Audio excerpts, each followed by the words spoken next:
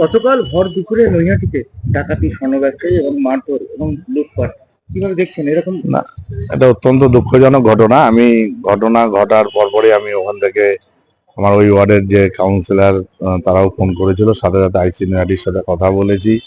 Police ওখানে পৌঁছেছে, police investigation করছে। আমি নিজে কালকে আমার একটা অনুষ্ঠান ছিল, সেখানে আইসি নৈহাটির সাথে কথা হলো। উনি নিজে খুব তৎপরতার সাথে, যেহেতু আগামীকাল কাউন্টিং, পুলিশ একটু ব্যস্ত ওইদিকে, তার মধ্যে থেকেও পুলিশ চেষ্টা করছে যে এই দোষীকে গ্রেপ্তার করার। এই বিষয় ছাড়া যাবে না, যেই হোক। এত বড় ঘটনা এখানে নৈহাটির বুকে ঘটেনি। এর আগে একটা ঘটেছিল, রাজলক্ষ্মী জুয়েলার্স একটা ডাকাতির ঘটনা ঘটেছিল।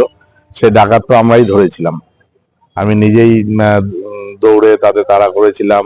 পুলিশ তাদের, আমাদের 3-4 জন তাদের বোমের আঘাতে আহত হয়েছিল।